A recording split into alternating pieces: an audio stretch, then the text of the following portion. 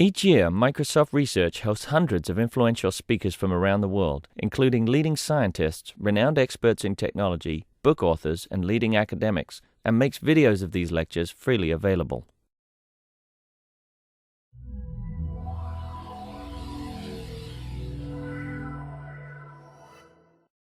My name's John Nordlinger. I work in Microsoft Research, External Research and Programs. And I'm very proud to introduce David Gibson from the University of Vermont. David works with a number of other folks here to invigorate secondary school education. And that's a keen area of which Microsoft is also very focused on. And so hopefully they'll have a lot to share with us. David's also a published author, and here he is, David Gibson. Thanks very much. Thank you, John, and I'd like to thank Kent Foster for setting up this wonderful visit we've had here at the Microsoft campus. Thank you so much. I'm here to talk about a new project called the Global Challenge. It was awarded funding from the National Science Foundation that we just learned about on Monday of about a week ago, so it's that new. However, we were in process building it for about a year before that, and the research stream that it comes out of is more like 15 or 20 years old. So I want to share with you what it is we're trying to do now, where it has come from, and sort of our hopes and dreams. And we're here looking for partnership possibilities with Microsoft. We've already seen many, many, many doors opened here, so we're really excited about the future. Our byline is giving students the tools and confidence to solve global problems together. We want to focus kids age 15 or 14 up through around 17 or 18 in those years between the 8th grade and finishing high school on the biggest global problems we have today. And why would we go that big? Why choose a problem that's so big that it takes a lot of energy and effects in the political realm and social realm and in the physical science realms all coming together? It's precisely so that we can discuss with them what a complex system is and how they can learn that they can make a difference in the world. So hopefully we'll take you all the way through here. Here's my agenda for the talk, is talk a little bit about what the challenge is. NSF is our primary funding source that got this kicked off. We were in the we had raised about $100,000 on our own prior to this, but we have about $1 million now in 3 years that we're going to be working with. Talk about our aspirations and success measures, and then some things that we think are on the horizon for research. Many of these items are things that are probably on people's minds here already, and to raise the question about how we can work with Microsoft. So at the real concrete level, what it is, 2 students, this whole process is initiated by a single student. This makes us different from a lot of global projects that are available on the web, where a teacher finds another teacher and wants to build a classroom-to-classroom pen pal sort of relationship to have cultural exchanges between groups. What we'd like to do is try to locate the student at the age of 14 or 15 who has enough curiosity, enough interest in global issues and in working this way that they take initiative and take it from there. And then we want to be their handmaiden to learning. And not just in the year they're in here, we'd like to stay with them when they're 15, 16, 17, and 18 and usher them into the door of a major in science, technology, engineering, or mathematics. So teams of 3, 2 students and any adult they want to work with. That adult does not have to be an expert in anything. It has to just be a trusted elder that the student wants to work with. They meet up and register at the website. We help pull them together with a similar formed team from China, India, Korea, Japan, wherever. We'd like a whole world of kids working on these problems, and that is the core group. What they do is use telecommunication tools, computational science tools, expert advice from outside of their team. That's why the adult doesn't have to be the expert.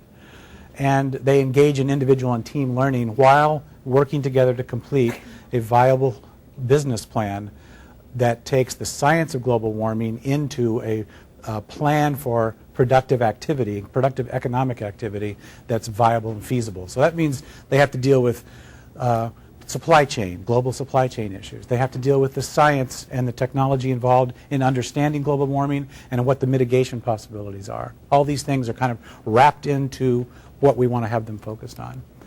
It's very possible we can expand that focus in future years, but our work right now is to build up a very rich, deep virtual world for them to experiment and to play in that has all these components in it. So it's kind of our learning design. On the telecommunication tool side, we're currently using a content management system that's an open source system and allows for easy editing. Students can help us edit. We can put things into the space.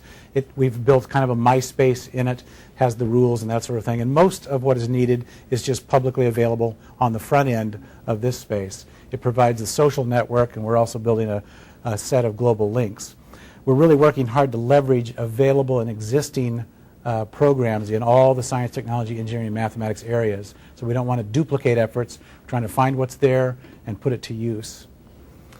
The curriculum itself progresses by the calendar. The kids join up in September and October. They start in on the process of building teams, and then as each week of the year rolls by, they encounter collections of things we've called team challenges. They do not have to do them all. They do not have to do them all well.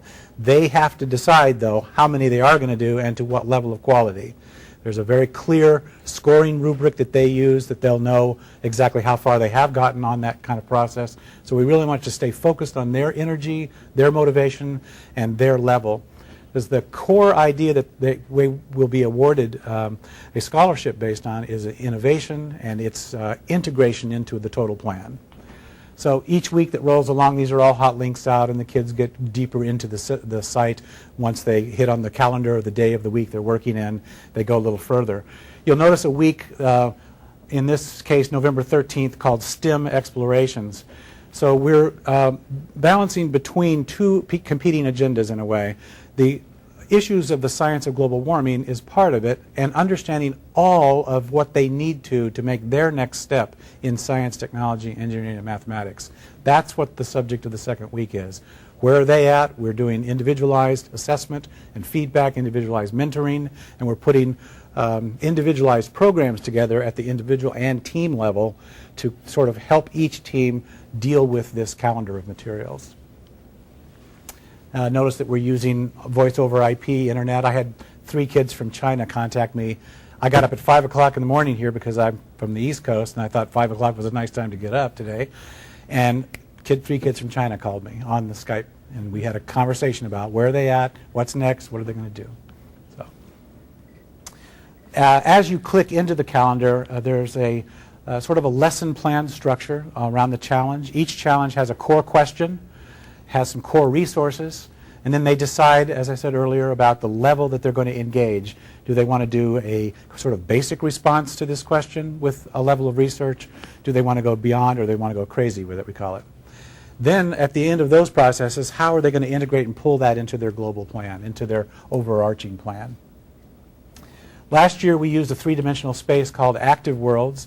It provides a place where students using avatars can come in and explore spaces, stand around and talk to each other and be mentored. On all the walls in these kind of spaces are all hot links out to websites and illustrative issues. So for example, we could bring a group of kids into the room at the bottom, and those kiosks that are standing on the side of the room are hot linked out to a website that we then need to explore to get deeper into an issue. The buildings stand all the time, so they're 24/7 available. The kids can walk through these spaces anytime they want.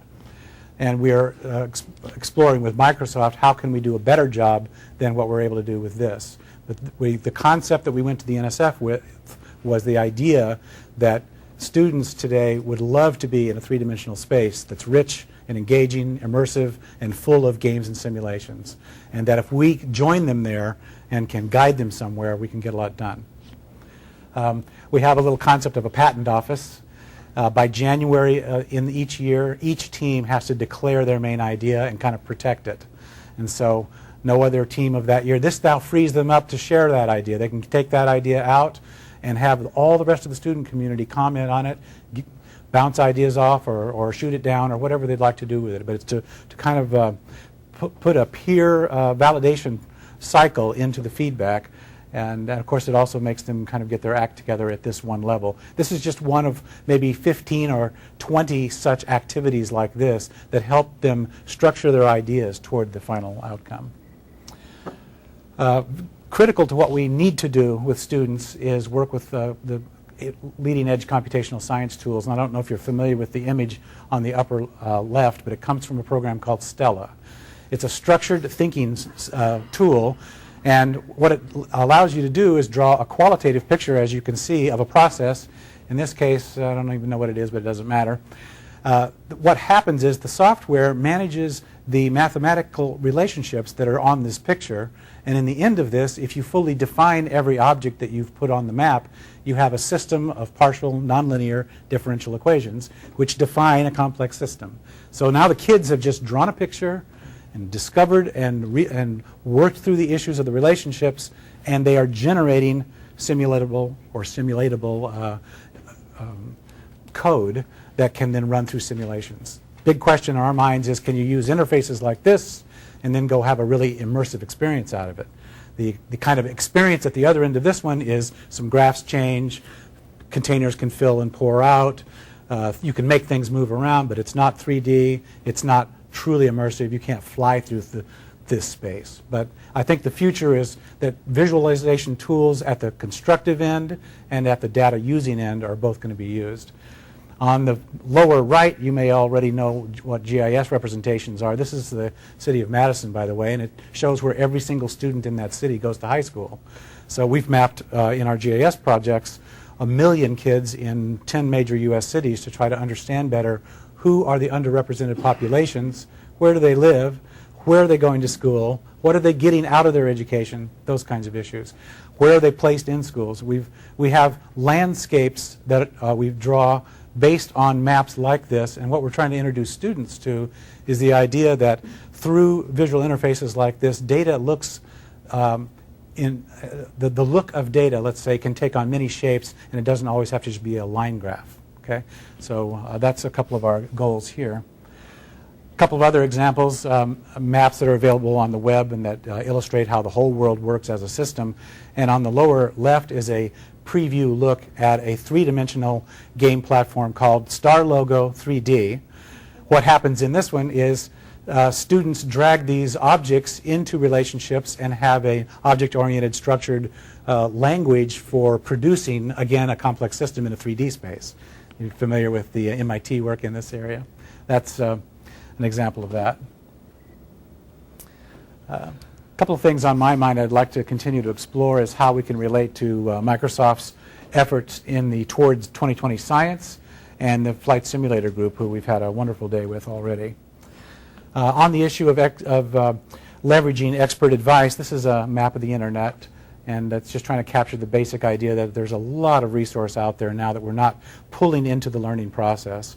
And a good example of that, I went there the other day as I was building our resources, and we felt we needed an ask the mathematician, ask the scientist kind of thing. And so I thought, well, let's just see what's out there. And I found about a dozen sites already, each of which has 100 to 200 scientists waiting for kids to ask questions. So I don't need to build those. I just need to get the links in here and help students find it. And we have to learn to leverage not only the content that's laden out here, but the human resource and human potential that's here. Then at the individual and team learning level, students use an online portfolio that we developed a few years ago. I'll tell you a little bit more about that. It kind of tracks each discussion item, who says what, when, and where. This is showing a team of 2 U.S. kids and 2 from India who are having discussions about what were they going to do. You can see one of their topics was nanotechnology. They had a few back and forths about that.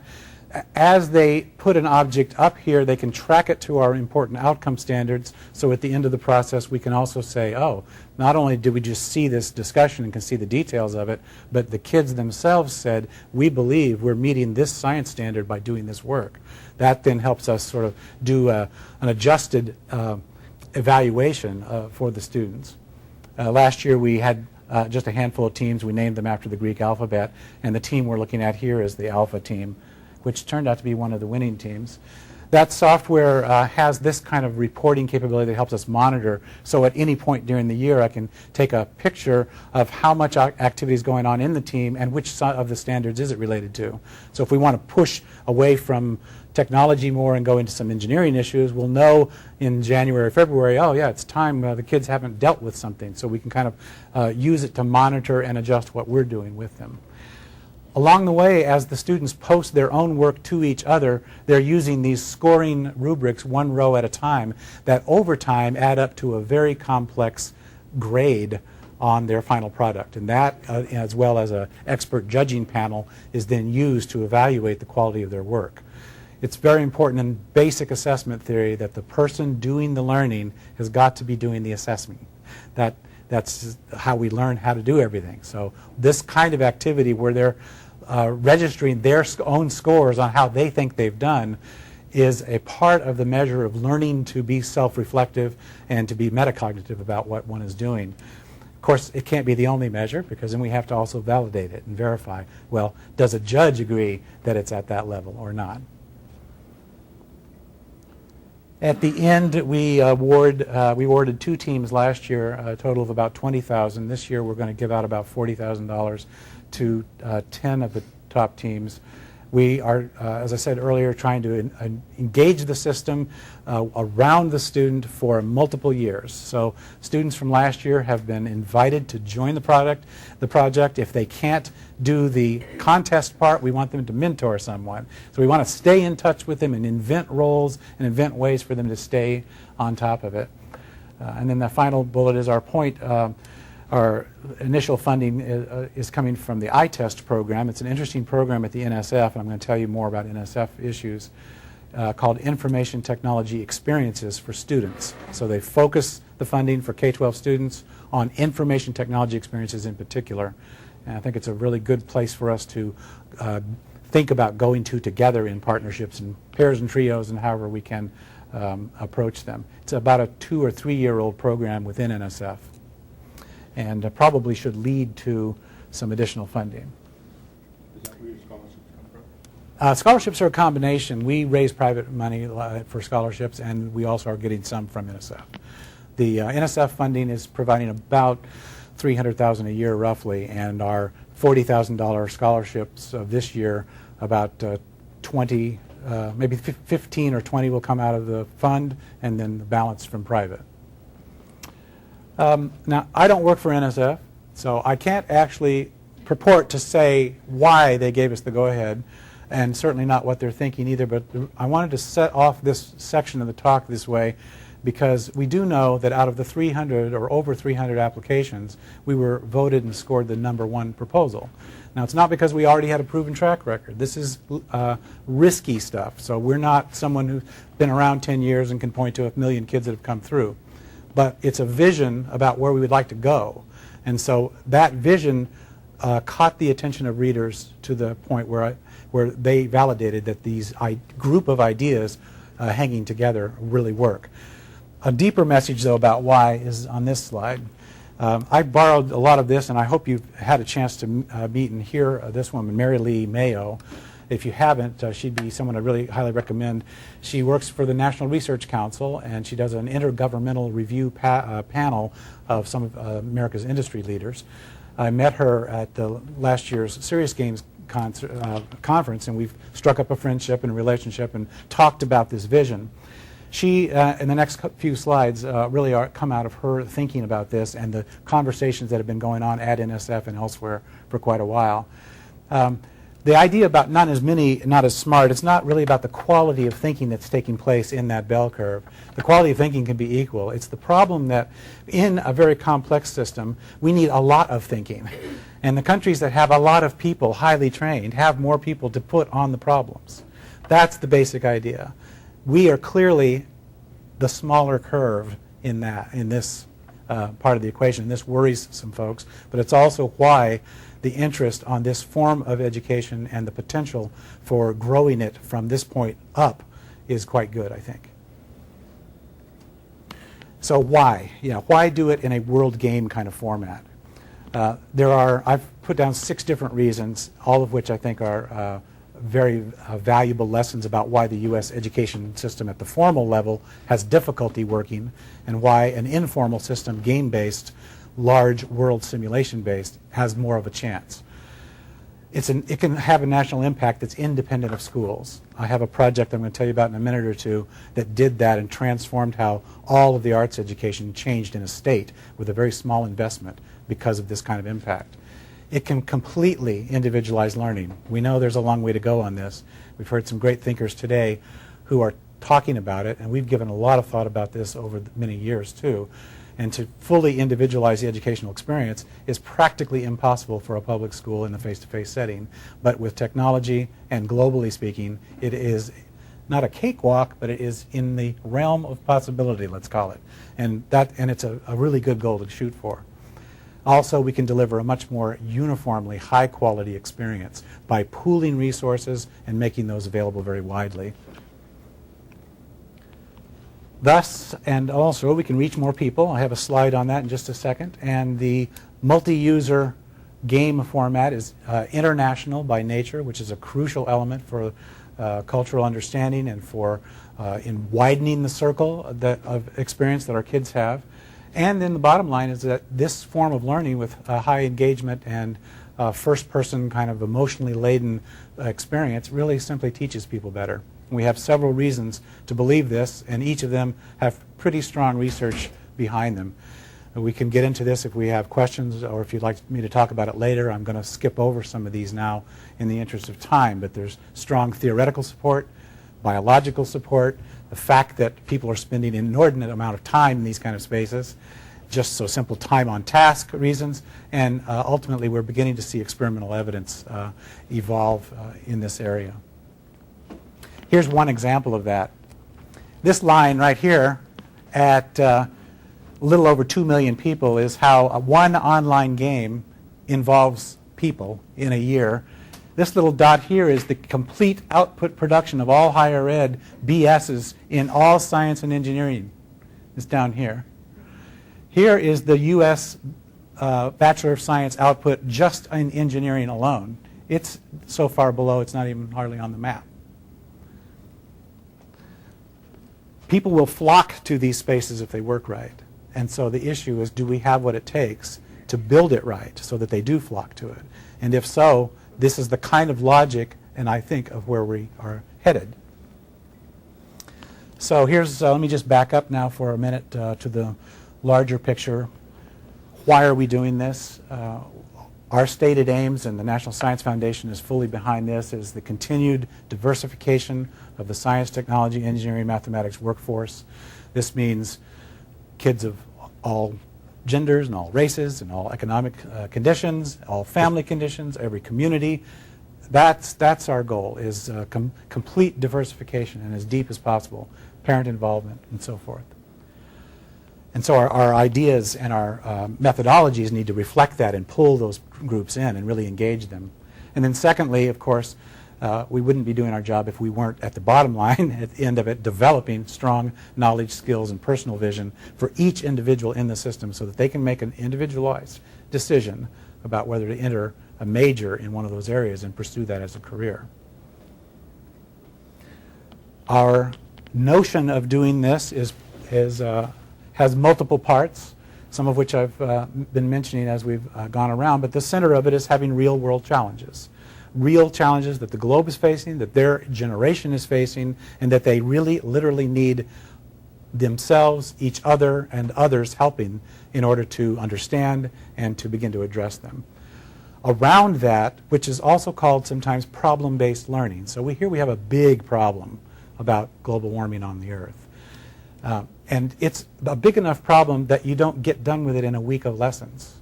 We're not going to get done with it for the next 10 or 12 or 15 years until the mitigation effects that we can actually produce actually start to tip the balance. We're going to have this problem. So it's big enough that it'll be center stage for quite a while, and it's rich enough and involves so many aspects of our life, culturally, socially, energy, future, and so forth, that it's big enough that you can basically deliver the entire curriculum in all subject areas, including literature and culture and arts, with that kind of focus. So that's why it's in the middle. STEM content, that's the content knowledge. We want to develop people's hard-nosed engineering skills, mathematics skills, technology use capabilities, and understanding and conduct of science and inquiry, energy for science.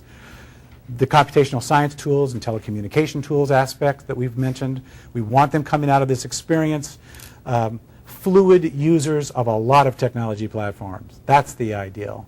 We don't want to just have a training program that does one language or something. We want a lot of experience across a broad range. Telementoring, this is one of the promising parts of the solution, I think, is that when the classroom teacher doesn't have the knowledge needed, can we bring another person into the mix?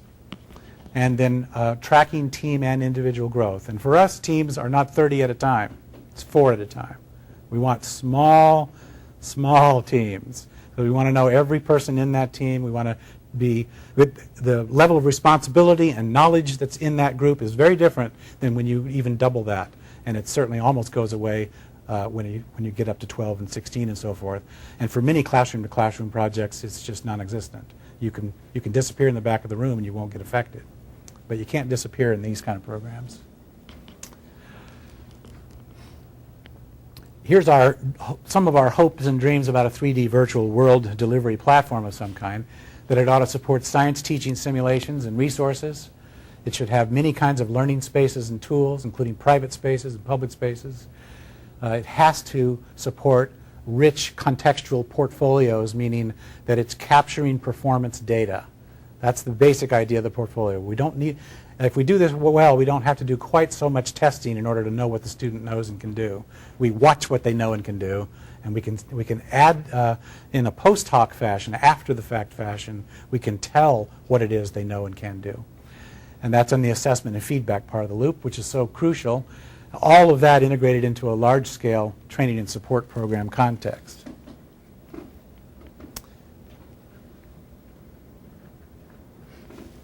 So how will we know if we've succeeded? We'll have changes in student outreach, we'll have some organizational growth, and we should see the edges of research meeting up with research agendas and also pushing the edges of research. I don't know how big we can grow. I know that with good help, we could grow very large. We had 40 in our first year. We're going to be easily over 400 this year. So in year 3, if we're at 4,000, I'll be happy. And if another year after that, if we're closer to 40, I'll be even happier. But the sky's the limit on that, and it's just a matter of our own resources that we can bring to bear on the system. We've already mentioned leveraging all existing student programs of the sort that this kind of experience is just like the rest of their games platform. They decide when do you squeeze it in.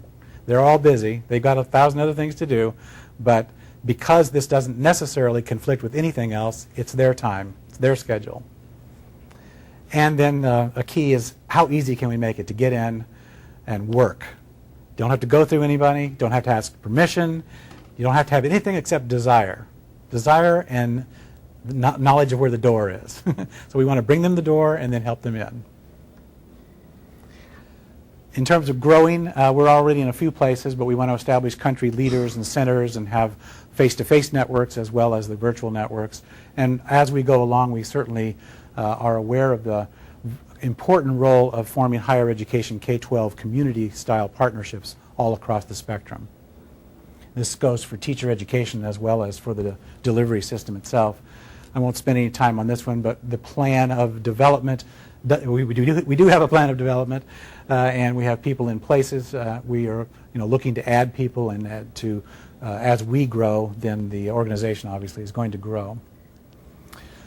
So let me now turn to a section on where has this come from. The history of some of the approaches and sub-engines, and we might call them, of the overall concept date back to '92 with the web project and another one called eFolio.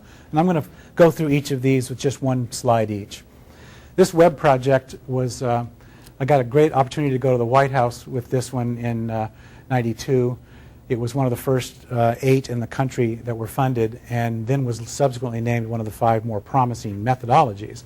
What we were trying to do at the time was figure out how a student could post a work of art and simply get feedback from an artist. That was and we wanted that art to be in dance and music and visual arts. And remember, at this time, there was no JPEG, there was no MIDI, there was nothing except email pretty much. So our concept was, though, can we get the student to take their work outside the teacher and get professional feedback? Because upping feedback raises standards. That's the simple part of equation. So what we found was the student would get an email message back from an artist who would use a piece of vocabulary that the student didn't know. The student would walk over to their teacher and say, hey, could you help me understand what this artist has told me about my work? Because I want to improve my work by what they said, but I don't see what they're saying. So the teacher had now a new role. Instead of the teacher saying, oh, would you please do this assignment for me and hand it in, the teacher's being asked for information. The teacher is helping guide the student to understand a professional vocabulary. We watched this happen for about 3 years. It's still a self-sustaining network in Vermont. It has a MIDI group that publishes compositions every year, and composition is taught now at every grade level in the state. And we didn't really, most of that we emerged, let's call it, because what we did was we provided a spark and some access, and then the tool set that was needed to help make these networks evolve. And the networks kind of did the rest. That was followed on by this project which has created an electronic portfolio that we now use to do the student tracking in the Global Challenge. This is an electronic portfolio product, but it was, as you can see from the year that it came out, that was long before. We now have a lot of electronic portfolios starting to hit. But Vermont was very early because it was a very small state, and we had a commitment for portfolio work across the state in both math and writing. So I was able to build off that local expertise, essentially, understanding how that process looked and worked, and could see how an electronic sharing space could kind of help some of that work evolve. So this product came out of that.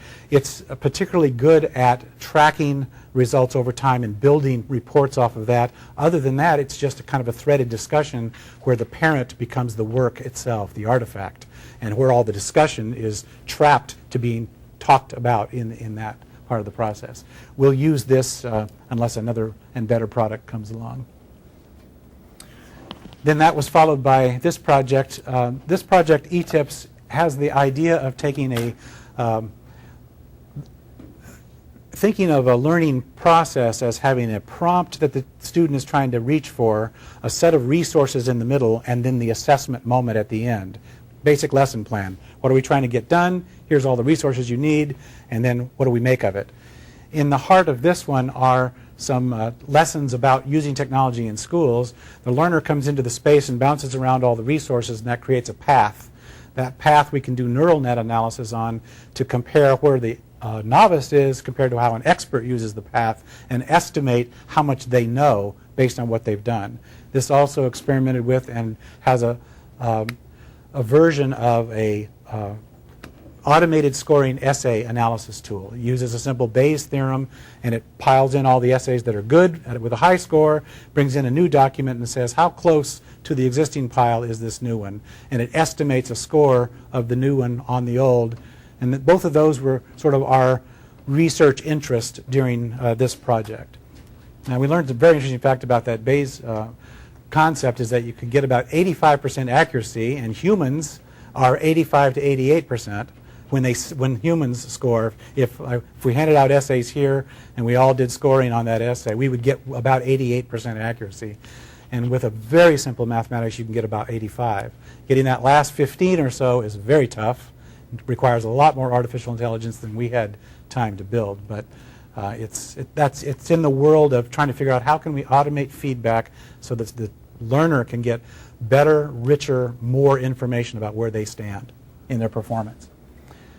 At the heart of that process is a conceptual model of assessment that I recommend taking a look at when you are building adaptive systems that involve assessment. And that involves, this is some work that was funded originally by ETS for the adaptive testing movement, but I think has broad applicability for any form of adaptive, responsive resource management in a learning system. It has several models. I'm not going to walk us all through all those, but the simplest way to talk about them on the student model side, there's an inside version of the model, which is where do we expect student performance to be. There's the outside model, which I think eventually someday will be an agent-based collection working on behalf of the student. And that'll sit outside and represent what the student knows. The inside one will represent what we think the student should be able to do, and those two will be interacting to choose tasks that the student should do next. And that's where the cycle comes in here, is that the next mission for this student is related to what it is they already can do and need to go and where they want and all those kinds of questions. I'm going to flip right on through this and get to our last one. The last project that's just concluding, in fact my final report's due December, is SimSchool. In this project we built an AI engine behind a classroom of students. The classroom can take the demographics of any school. It can have any mixture of kids and races and performance styles. So it can act like any classroom. We're just about ready to engage in a 3-year experimental study on it. During the development years we had with this, we just had time to build it and pilot and test it and kind of polish it up a little bit. The essence of it is that the kids actually sit there and you're in your interface, you're behind the desk, and you have to say something to them through the interface. They actually respond in little bubbles back from that are a combination of the task they're facing and how they're feeling. So they've got an emotional connection and they're trying to deal with the task and respond to you in some way. That gives rise to kind of a dialogue. And at the end of the process, we make a kind of a piano roll of the process where the expected performances for this student started out here, and when I assigned this big green task of going over last week's lesson, it drugged down her intellectual openness. So instead of her seeing brand new things, I was asking her to do something like, here's what we did yesterday. Well, that just kind of squashed that. I talked to her here in a friendly tone of voice, and that affected 2 emotional components and so forth. We're building narratives that take this kind of data stream from all the actions that have taken place during the interaction to answer questions such as, did I talk to only the boys in the room? Did I talk to just the girls in the room? Did I talk to this particular student always coming from this emotional position or not? And why would that be? The software has a profiling system in the background that helps me understand students and so forth. What we're going to be testing is, does this platform give us a chance to understand how learning happens in a group? And can we improve what a teacher does in understanding what to do with subgroups? And it's called Differentiation of Instruction. So we're hoping that this will increase the development of teacher skills in the first 3 years, when we lose half of our teaching force every year in America. So we graduate 600,000, and about maybe 400,000 of them are left by December of that year. And then in the next 2 or 3 years, it dwindles on down, and we end up with about half that we trained. So we're wasting time and energy and human resources, and a lot of it's because they get into a classroom, and it's a very complex problem. And they haven't actually been trained to deal with the problem they actually get. So this is where we're hoping to go with that. Yes? Have you looked at instrumenting actual classrooms and connecting that instrumentation to simulations? Yeah, we'd like to, if we get funding from the Fund for the Improvement of Post-Secondary Ed, which is where we've just recently asked, we'd like to do an input device for the teacher to be able to make a room of the room they're working with. So the 3-year experimental study will have a group that will, all of whom will construct the classroom they think they're actually teaching. Some of them will use that to create scenarios to go over face-to-face with a mentor while also trying things out in the engine and dealing with their real first assignment as a teacher. Then there'll be a group that just plays with the engine only and gets no mentoring and still is teaching their first year. And then there'll be a control group. And we'll be looking for speed of development of some key teaching skills in the 3-year period from the time they graduate to, and whether they are retained in the profession and those sorts of things. So we are very interested in that. It's been mentioned about multiplayer roles in this also, and I think there's a lot of potential for, especially in a good 3D engine, if we could get it there, to have reviewers watching that kind of action take place and putting their input into that whole mix for the feedback loop. So yeah, there's a lot of possibilities. So on the last things that I would like to say, just a few more slides, is where do I see some of the horizons? I think in the kind of world space that I'm hoping we can find, build, or develop in conjunction with others, we need things like synchronous teleconferencing through the avatar, with voice over IP, fully able to do application sharing in a close and personal relationship of some kind. So it can't be from 10 miles away. It's got to be close enough that we can see each other and talk. That's a part of it. Lots of asynchronous possibilities, obviously. All of the current asynchronous possibilities. Private performance tracking that we've been talking about. Social networking software that helps go from informal relationships into formal learning relationships. Use of the wiki kind of technology and the wiki concept where the community is building the knowledge base and the knowledge base itself is the database. And then something that I've had my eye on for a number of years and would love to work with called CMAP, comes out of University of Florida. It basically produces an XML stream from a concept map. Concept maps are very flexible ways of representing knowledge because they develop a directed graph from the way you understand the ontology of the knowledge. So we can ask someone, just draw a picture of how you think the world works. And then we can work with them and ask them at the end of the process, now draw a new picture. Now we have two pictures, the way they thought it used to work and a brand new picture. And we can quantify that in brand new ways through projects like that. World modeling with complex overlapping systems. One group of students may want to solve the problem of global warming by doing an action on a body of water somewhere. Do we let that sit so that another group comes by and go, hey, you just polluted our lake? Or do we let that be a multiple world so that they have two different solutions, then we compare the solutions? Problems about how we will be able to do that realistically and multiply we want to be able to deal with.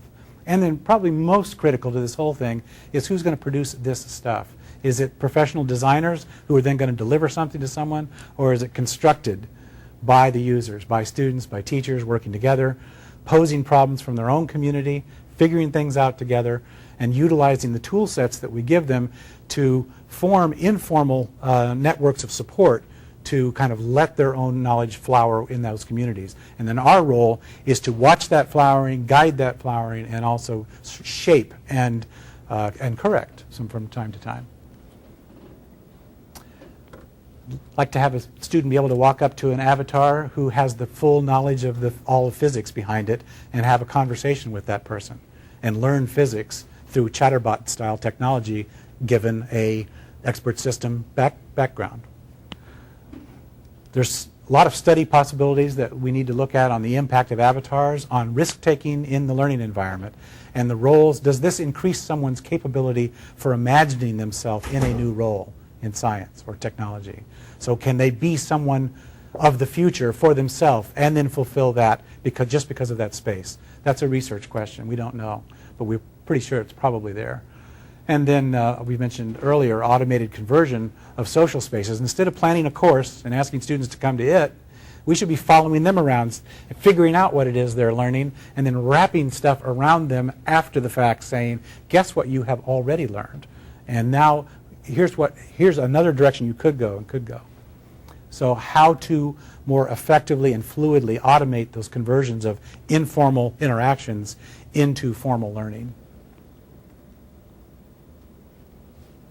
I think if there was one phrase to capture most of this, it's just integrating adaptive learning into the game platform metaphor. And ultimately, if we go back to the Mislevy model, it amounts to understanding the performance of the student, that performance being an actual path that's used in conjunction with a challenge or task in front of them, using that to document, to build an evidence platform that you can then do inference analysis on to feed back to them to say, guess what you've done, guess what you know. That's kind of the big picture. We have a diverse and experienced team to bring to the table, and we hope that we can work with everyone here at some level.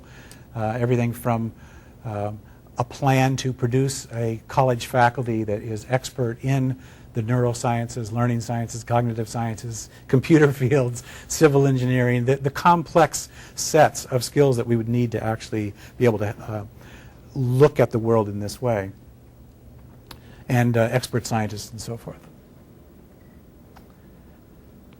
My dream of dreams is that with Microsoft we will develop a long-term relationship of some kind that we can work together through research sharing and development projects of one kind or another, and that ultimately we can contribute to the transformation of global e-learning away from the current kind of platforms where we're pushing our ideas out to a student body, expecting them to pay and take it from us in little dribs and drabs at our pace. That entire thing, I think, is time to have it just totally flip. And I think the flip point is very, very close. We need the technologies there and these learning sciences to pull together. And then I think anything may happen at that point. But I'd be excited for that day.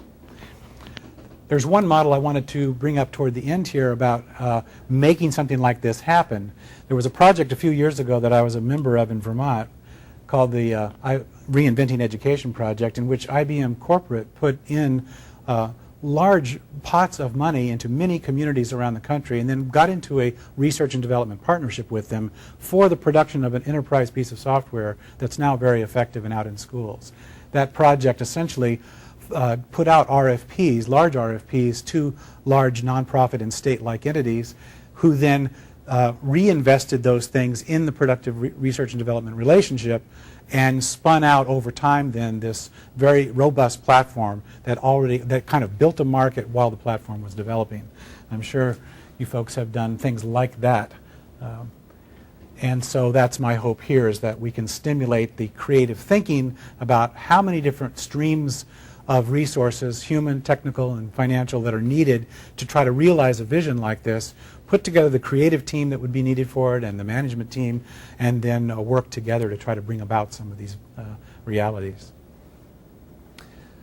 So I would like to end with that, and thank you very much for your very kind attention and the possibility of coming here today. It's a great honor to be in such a creative spot. This website, I would encourage you to share with any 15 or 14-year-old through 17, 18-year-old that you think would like to work with an international team and who has enough initiative to at least take a look at the website and see if it's of interest to them. About the only action they have to take at the beginning is to think about it, find another student to be a partner, and find any adult they want to work with and go there. And then I'll get in touch with them and be their guide and mentor to their next step. Thank you very much for the...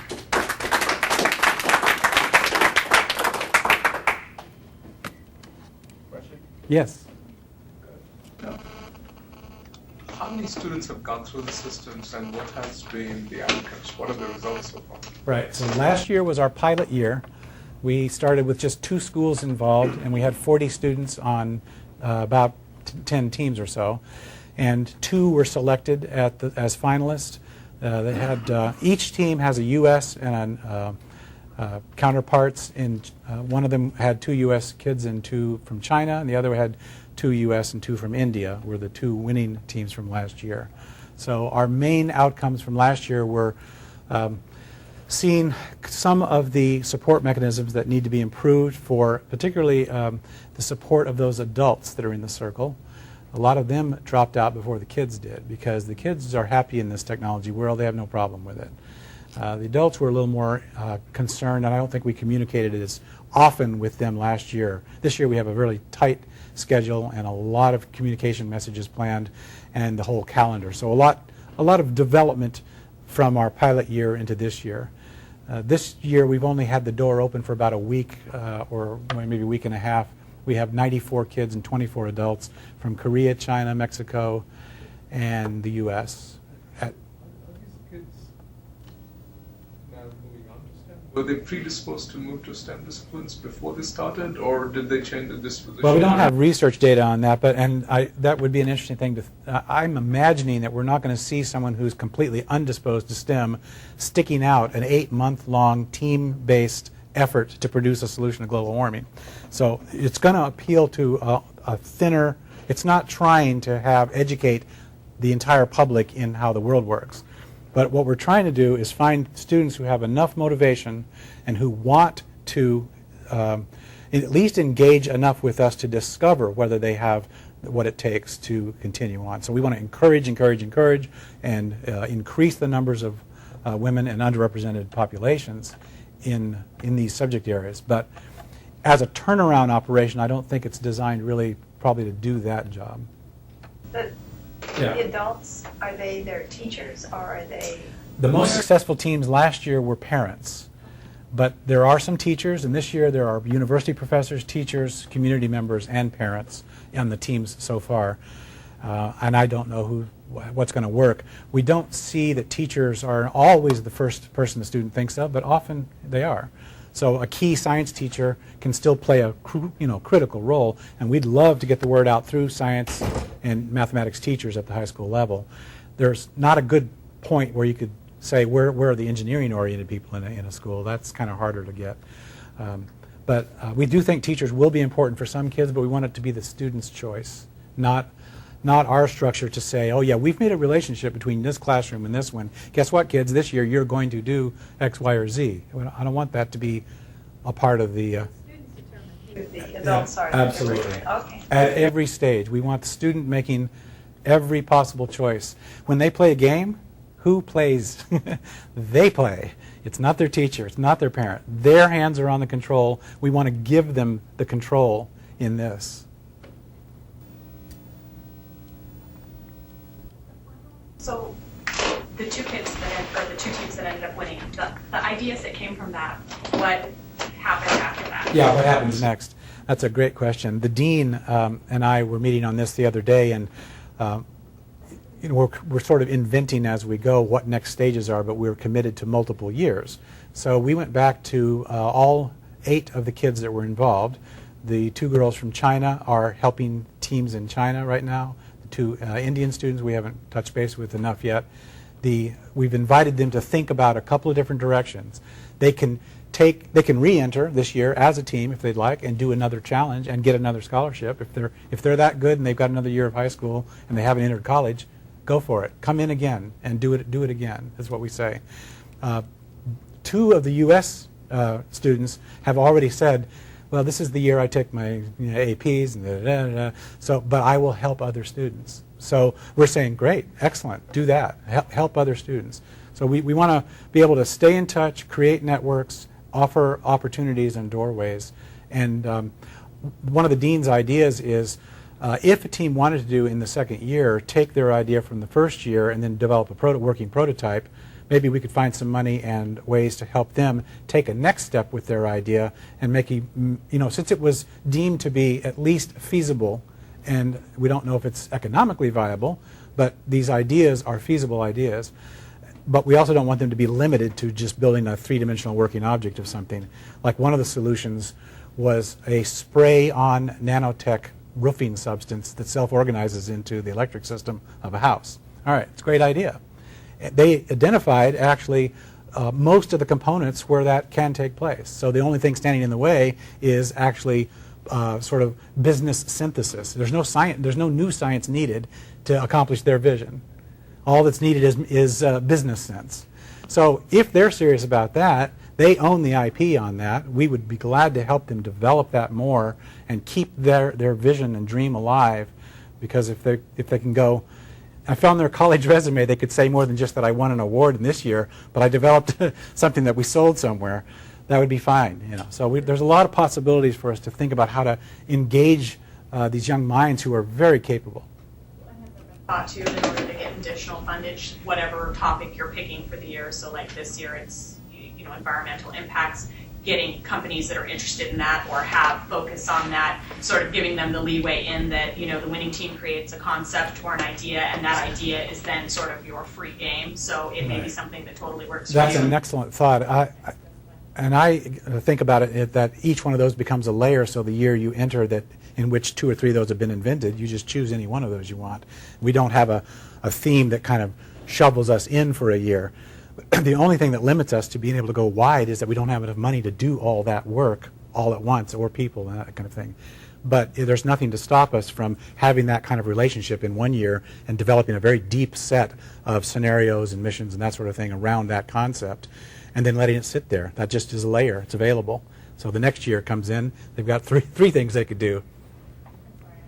No, that's great. Because I come from the marketing side of things, is there, with these competitions, is there ever anything, because I'm also doing the Imagine Cup, and so it's a little interesting to me that, being a marketer, there's not a lot of focus that's put on that, such as, being able to have these kids come up with great ideas, but having an understanding of who their audience would be. Is this a feasible program? Can they do an elevator pitch? Can they be sort of a well-rounded individual that not only can I be the idea man, but I can actually execute upon the ideas? Most of that is in that rubric that I described. So we've got about 11 major areas of the business plan, and understanding the market and the population and the need, and then how the technology fits into that and the feasibility. They do financial projections. They do the whole works.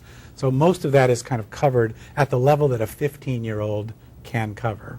And now we learned by asking them at the end of this year about this project, and for all the teams that got that far along, this is the biggest, most complex project of their school career. They've never done a paper this big, this complex, certainly with international partners, and on it goes. And you have to ask yourself, well, then why did you do this? You know, why did you go through all that work? And that's exactly the kind of kid we want, who has an answer to that question.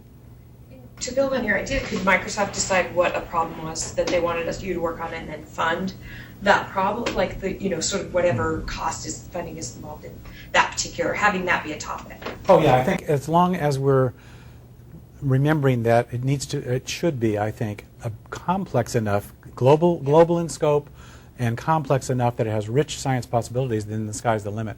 And there's so much interconnectivity, of course, across the sciences that almost anything fits. So you could design another tennis shoe, and you could do it with greenness in its design and so forth. So I think there's, it's a wide world of possibilities in that way. Yeah. The 3D world with the world space needs that you iterated is sort of the biggest hurdle that I see out of what you described. So just wondering where you are with that. Technology partners, what you're thinking about that. Yeah, well, it's one of the reasons we're here. You have tremendous capabilities here and are already well along the road. I think going back all the way to 1992 when we were cobbling together things on the internet with whatever was available, I'm still in that mode. I'm going to try to I'll use anything that we can get as long as the kids are learning from it and they're successful and they get all the way through and we can reward them. So if we're ready with a platform that delivers, then we're going to use it, and if we have access to it. So currently we're all set to go forward this year with what we have, but there's so much more that could happen and could be done, because so much of my needs in that 3D space are not currently either available. There's still some areas of research on the artificial intelligence side simply haven't been done yet. So there's some leading edge pieces of it. That's why it needs to be long-term, strategic, and yeah, I do think that's one of the biggest hurdles. You can't find a 3D game space right now where you can fly around the world quickly, come down to a room like this, show something on the board, then zoom up 5,000 feet and see what happened. Check it out on the world and see what the effect is. Run the world 10,000 years and check out whether forestation went up or down. So you don't have that, but it's not too many years away.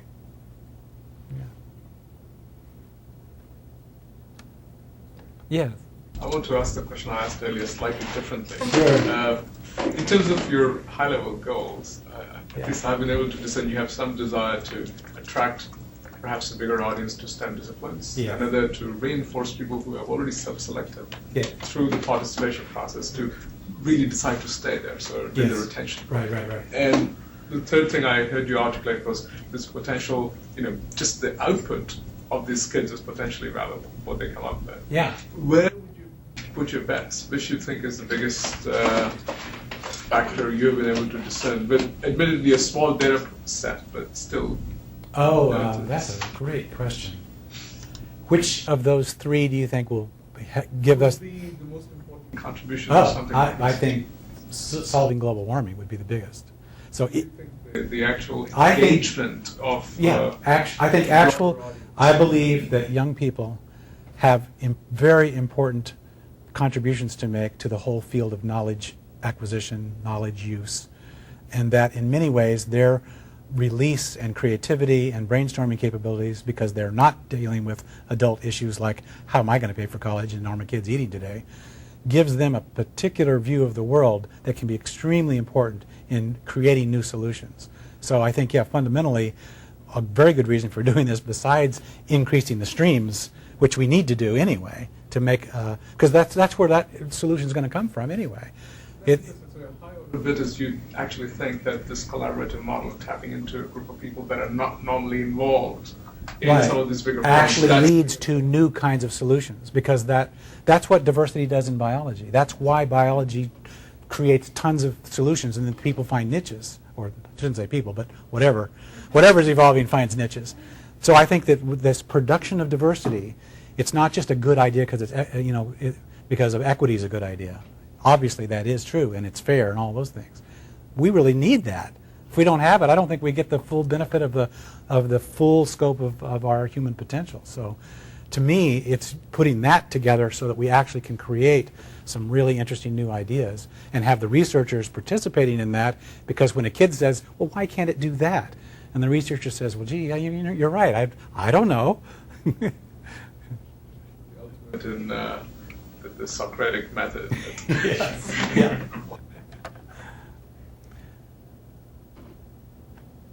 Well, this has been a fascinating exchange. We've gone over the time, but I really appreciate your interest in this, and I'm looking forward to our next steps.